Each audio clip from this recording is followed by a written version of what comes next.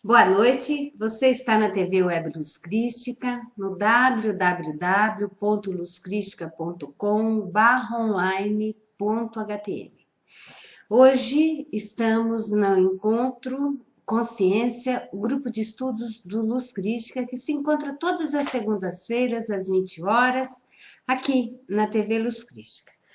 Os programas anteriores estão todos disponíveis no site do Luz Crística para que possam ser vistos ou revistos por vocês.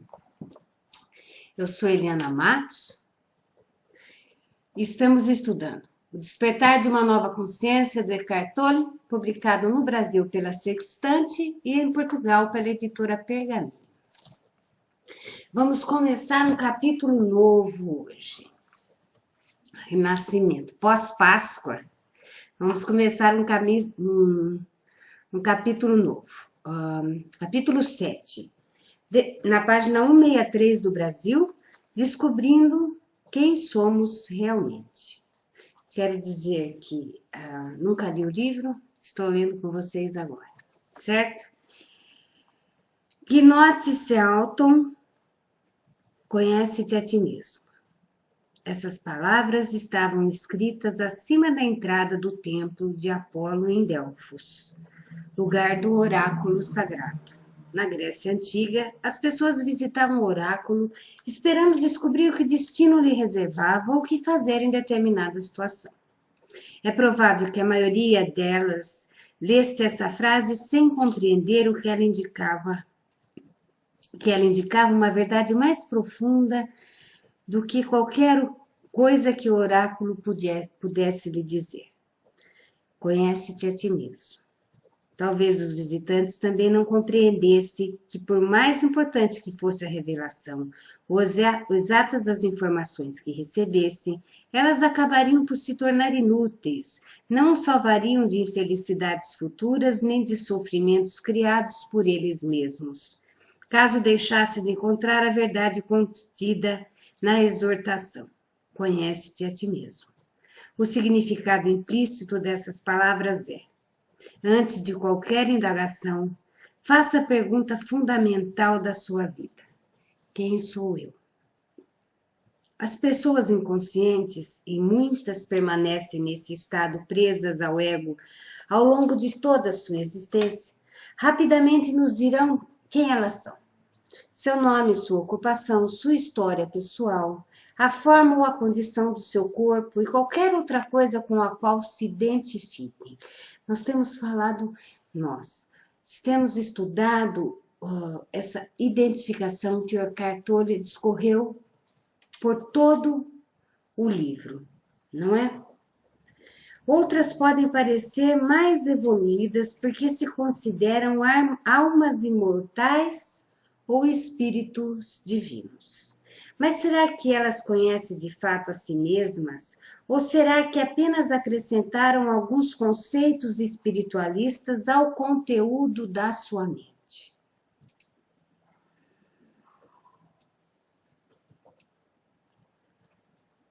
Conhecer-se a si mesmo é algo muito mais profundo do que a adoção de um conjunto de ideias ou crenças.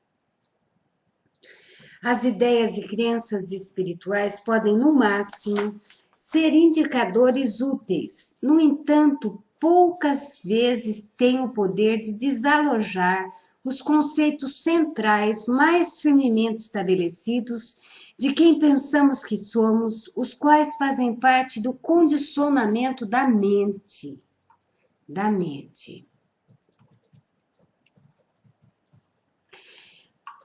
No sentido de que essa identificação é mental. É um processo mental. Nós nos reconhecemos, nos vemos através de identificação com coisas que temos ou que não temos, que nos falta, não é? Na nossa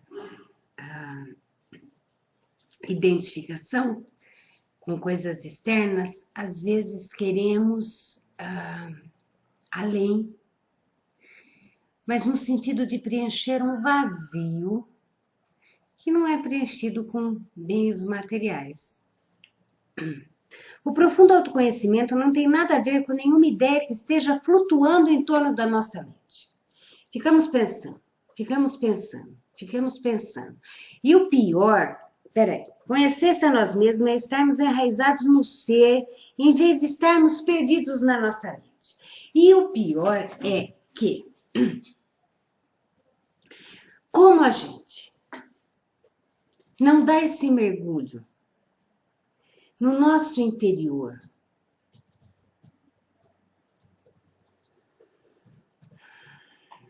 que eu acredito que seja essa coisa boa que está dentro de nós, sabe? Quando a gente está bem, o mundo pode estar caindo, mas nós estamos bem. Estamos levando a situação de maneira a não sermos engolidos pela vida. Porque quando nós não temos os pés no chão e não estamos incorporados com o nosso próprio ser,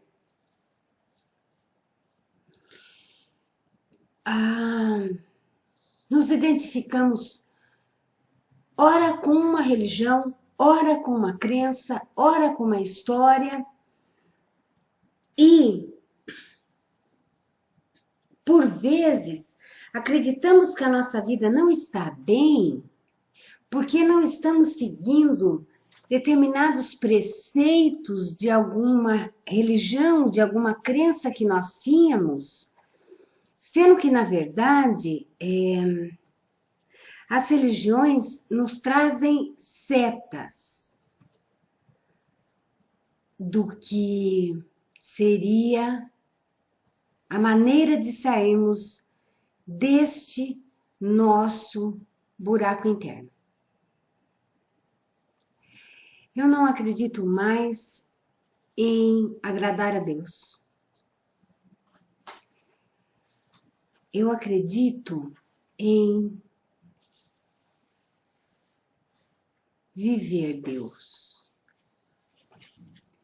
No sentido de que não fazemos mais as coisas por medo, mas fazemos coisas boas pelo esse impulso de querermos o melhor para nós e para os outros, que é uma coisa completamente diferente. É nós incorporarmos essa religiosidade,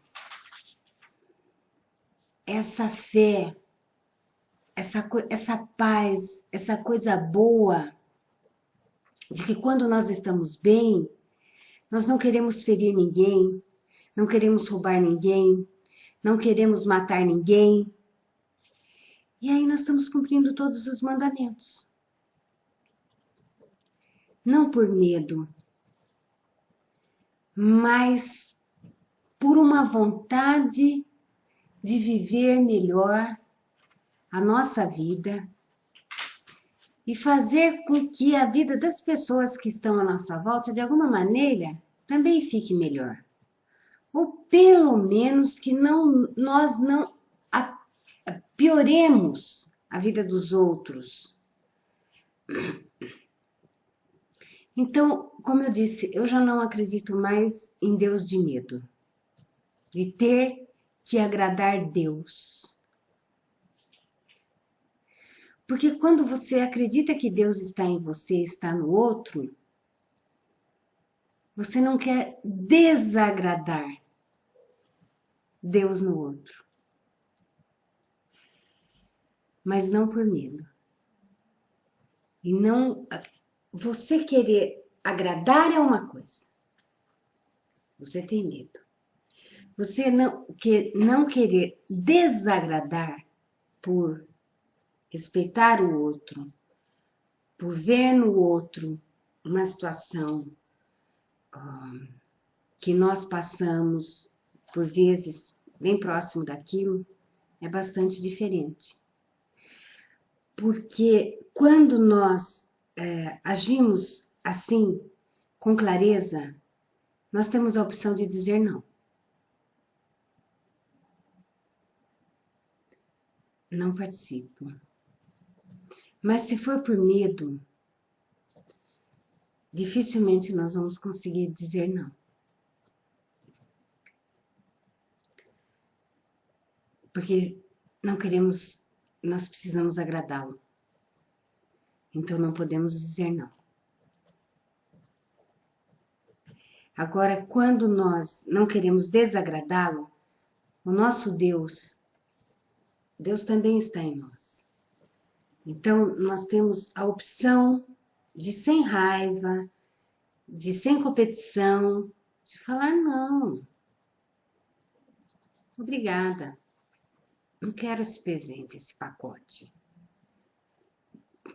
Mas como não é o medo que está nos tocando para frente, também não sobe a raiva dentro de nós. É um outro estado, na verdade. É um outro estado. É um estado mais amadurecido do ser. Eu acho que a idade facilita bastante, mas não é o ponto-chave. Porque eu conheço pessoas novas que são muito maduras e conheço pessoas velhas que não têm maturidade nenhuma. Não é? Vem de dentro. Quem pensamos que somos? Nosso sentido de quem somos determina o que percebemos como as nossas necessidades e o que importa na nossa vida. E o que nos interessa tem o poder de nos irritar e perturbar. E o que nos interessa tem o poder de nos irritar e perturbar. Podemos usar isso como um critério para descobrir até que ponto nos conhecemos. Eu sou mediúnica mesmo. O que nos interessa não é o que dizemos, nem aquilo em que acreditamos, mas o que nossas ações e reações revelam como importante e sério. Portanto, quando queremos nos fazer a seguinte pergunta, essa é boa. O que me irrita e perturba? Se as coisas pequenas têm capacidade de nos atormentar, então quem pensamos que somos exatamente isso? Pequeno. Essa é a nossa crença inconsciente. Credo, vou ler de novo. Se as coisas pequenas têm a capacidade de nos atormentar, então quem pensamos que somos é exatamente isso, pequeno. Essa é a nossa crença inconsciente. Quais são as coisas pequenas? No fim das contas, todas as coisas são pequenas porque todas elas são efêmeras. Podemos até dizer, sei que sou um espírito imortal, ou estou cansado deste mundo louco, tudo que eu quero é ter paz, até o telefone tocar. Más notícias, o mercado de ações caiu, o acordo não pode dar certo, o carro foi roubado, nossa sogra chegou. É uma lista de loucura. Cancelar a viagem, o contrato foi rompido, nosso parceiro foi embora, alguém exige mais dinheiro, somos responsabilizados com algo. Aí o bicho pega, né? De repente acode um ímpeto de raiva, de ansiedade. Uma aspereza brota na nossa voz. Não aguento mais isso. Acusamos, criticamos, atacamos, defendemos ou nos justificamos e tudo acontece no piloto automático. Alguma coisa, obviamente, é muito mais importante agora do que a paz interior. Que um momento atrás dissemos que era tudo o que desejávamos. Já não somos mais um espírito imortal. Que absurdo, Ale. O acordo, o dinheiro, o contrato, a perda, a possibilidade da perda são mais relevantes. Para quem? Para esse espírito mortal que dissemos ser? Não. para o nosso pequeno eu, que busca segurança ou satisfação em coisas que são transitórias e fica ansioso ou irado porque não consegue o que deseja.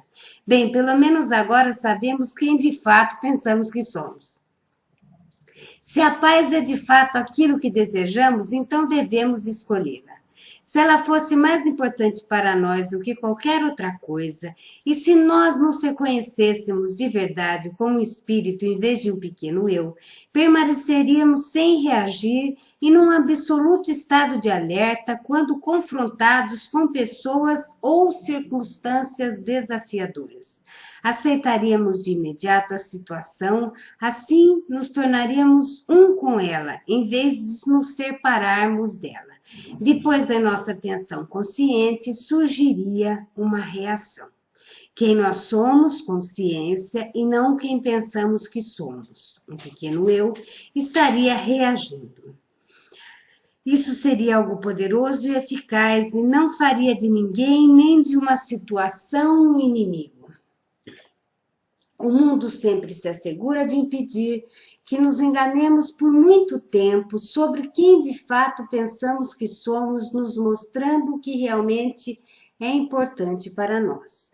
A maneira como reagimos às pessoas e situações, sobretudo quando surge o desafio, é o melhor indício em que até que ponto nos conhecemos a fundo.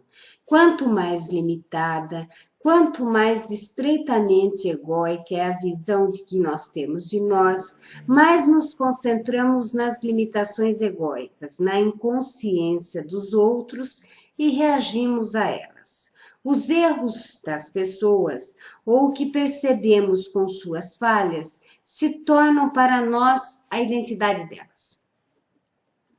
Então, nós guardamos que tal pessoa é assim.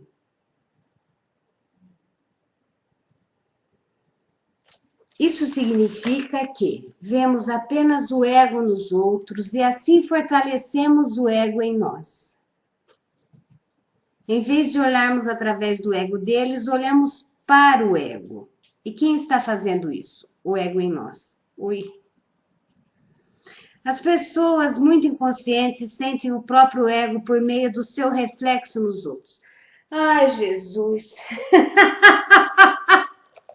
Ô, cacetada que o homem tá dando em nós!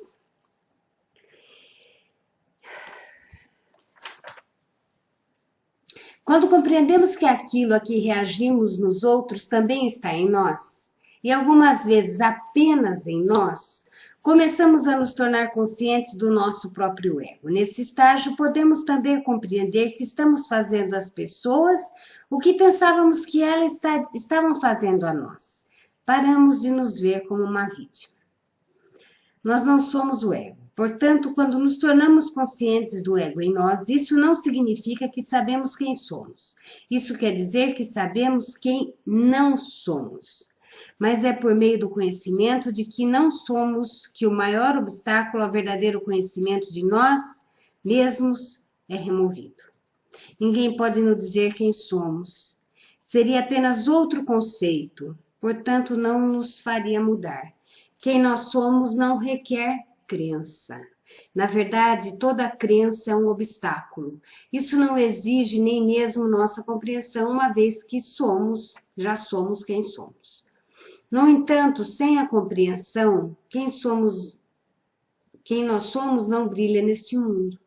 Permanece na dimensão não manifestada, é claro, o seu verdadeiro lar.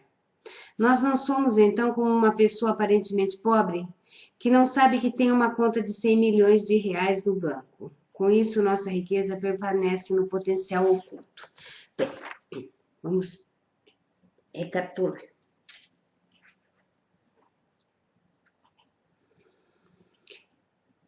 Ele fala e ele toma por base essa nossa divina presença, que é um estado que nós alcançamos, conhecemos e sustentamos dia a dia. Há de se ter um desejo de que isso aconteça, não é?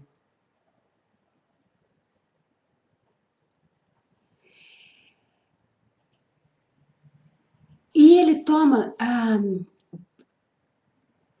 como conceito essa consciência nossa de que esse estado, vamos imaginar que nós temos vários estados, né? E temos mesmo. De que nós vivamos a vida nesse estado consciencial de nós, não é Deus, não é uma coisa que flutua, um pensamento, uma crença, uma religião, não é. Não é nada disso. É um estado interno nosso. E que quando as coisas... agora vamos conversar uma coisa à parte. Porque algumas pessoas acreditam que se nós tivermos muita fé, que se nós rezarmos muito, que se nós fizermos assim de bem, com toda a espiritualidade, nada de ruim vai acontecer na nossa vida. Isso é uma cara de pau, um interesse do cão, e não é verdadeiro. Olha, é loucura. É loucura. Porque, gente, faz parte da nossa vida humana. Atribulações, doenças, às vezes um roubinho daqui, um roubinho dali, né? Igual ele falou, contrato rompido, rouba carro, a sogra chega, o parceiro vai embora, você tem que pagar uma conta alta, faz parte. Agora, o que muda?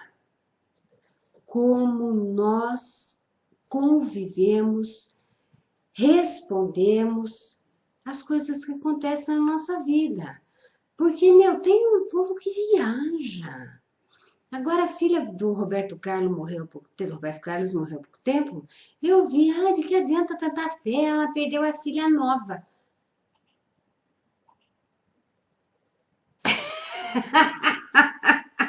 Eu não sei se isso exige um pensamento muito apurado ou se basta não pensar em nada para ter um conceito desse. Porque, na verdade, eu não consegui descobrir assim uma lógica atrás disso. Se você tem muita fé, se você... Então, a sua filha não vai morrer? O seu cachorro não morre? Você não vai morrer? Não é isso. É como nós convivemos, vivemos a nossa vida. Mas que barganha do cacete é essa? Não, eu rezei, não vai... Aconteceu uma coisa ruim, não acredito mais. Por favor. Você pensa que a espiritualidade é o quê? É banco? Que você deposita as coisas, suas rezas, a sua fé, e acha que não vai acontecer nada? Pois irá. Não só coisas ruins, mas coisas maravilhosas também vão acontecer. Mas a vida é feita de alto e baixo. Eu não sei que lógica é essa, até hoje eu não consegui compreender, sinceramente. Eu não consegui compreender o que é que tem uma coisa com a outra. Então, eu não sei se exige um raciocínio apurado demais ou raciocínio zero para sair com uma história dessa. Enfim, esqueçam isso. Esqueçam. Nós vivemos e na nossa vida as coisas acontecem. Se é bom ou se é ruim, depende do nosso ponto de vista. Porque às vezes, veja bem, você está num casamento que está uma merda há muito tempo, muito tempo. E de repente o cara faz um favor, já que você não tomou atitude, o cara faz um favor e desaparece. Ou, sei lá, acontece qualquer outra coisa. Enfim, o casamento se dissolve. Inicialmente, eu já fui casada, não é? O Alexandre é meu segundo relacionamento. É um choque. Não é uma coisa fácil. Mas, meu, espera passar 6 meses. Se você resolver viver, você vai falar, puxa vida, o que eu estava fazendo antes? E começa a comprar creme que é para ficar mais bonita. Entende? Então, é um exemplo. Esse exemplo eu posso dar porque eu passei, né? O exemplo de um desemprego, um exemplo, sei lá, meu, que a gente não sabe o que Deus pensa. Deus não pensa igual a gente. A gente quer adivinhar o pensamento. Por que será que ele fez isso comigo? Ah, tenha vergonha na cara. Chacoalha a saia, sai andando. Continua a viver. Eu não estou dizendo que é fácil, mas eu estou dizendo que nós precisamos continuar a viver do jeito que a vida vem. E aqui o Eckhart traz no livro, porque senão nós vamos ficar na vítima, nós vamos ficar um porre, nós vamos ficar um saco, nós não vamos viver mais nada, os nossos filhos, nossos netos não vão querer ver a nossa cara, porque a gente não atualizou, entendeu? Ficou presa, meu, volta para agora, mas eu não sei o que fazer. Ah, mas aí eu tenho fé de que vai ficar melhor. Aí entra. Para da palhaçada de não deveria ter acontecido comigo. Aconteceu. Não só com você, como com a humanidade toda acontece as coisas. E fala, mas isso tem que ficar melhor. E ficará. E ande para frente. Arrume outro emprego, sapato, carro, relacionamento. Meu, siga em frente. Siga em frente. Não traumatize. Siga em frente. Atualize. Se atualize. Não adianta ficar com limão na mão. Faça uma caipirinha. Faça uma limonada. Bem gelada e doce. Maravilha. Agora, o que o Eckhart aqui fala? Muito bem.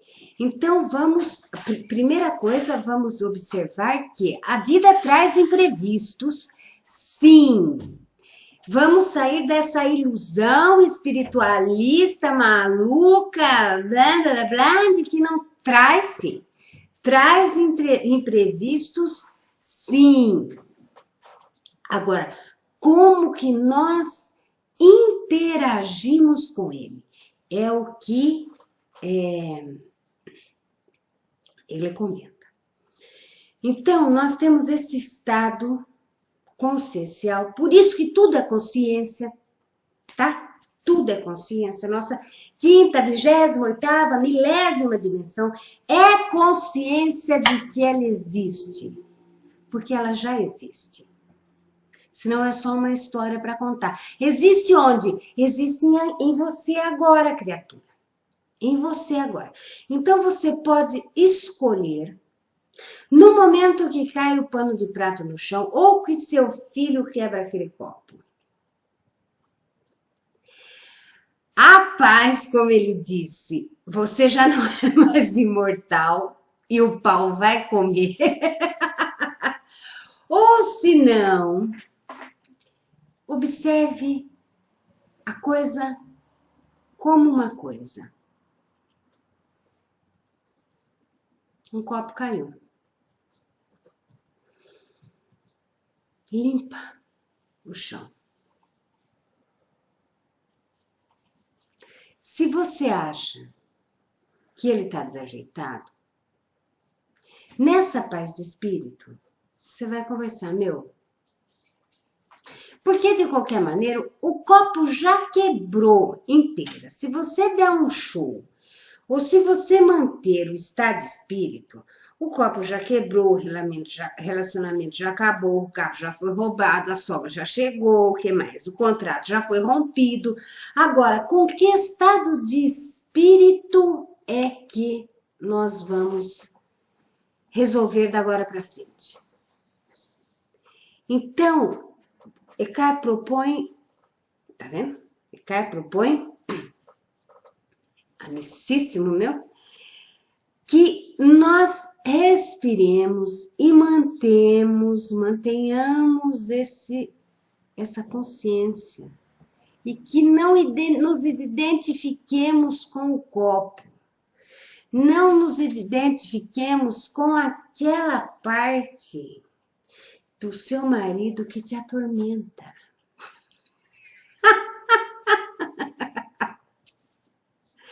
Que tudo não se misture neste momento e você queira matá-lo. Foi apenas um copo.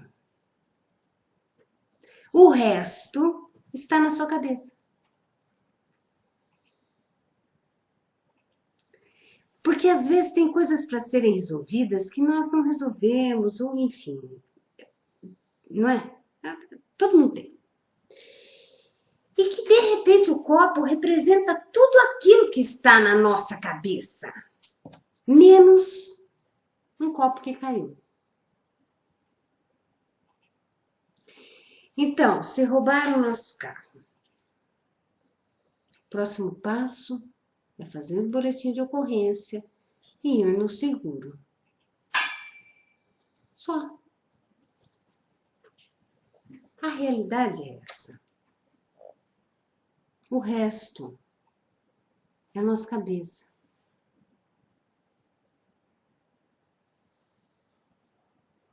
Entende?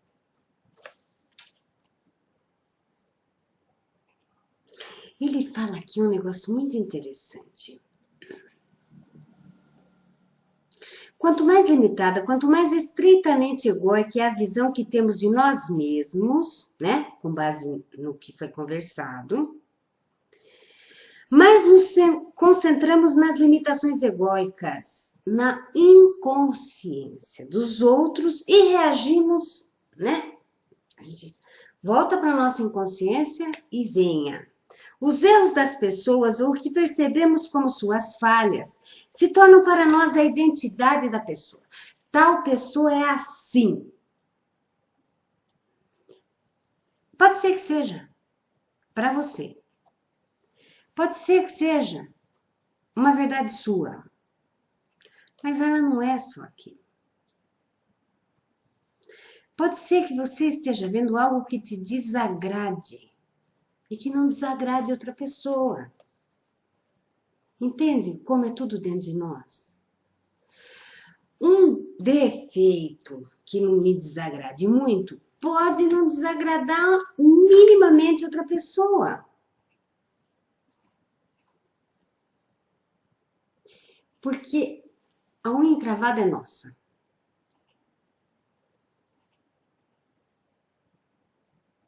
Em vez de olharmos através do ego daquela pessoa que nós estamos reparando, olhamos para o ego.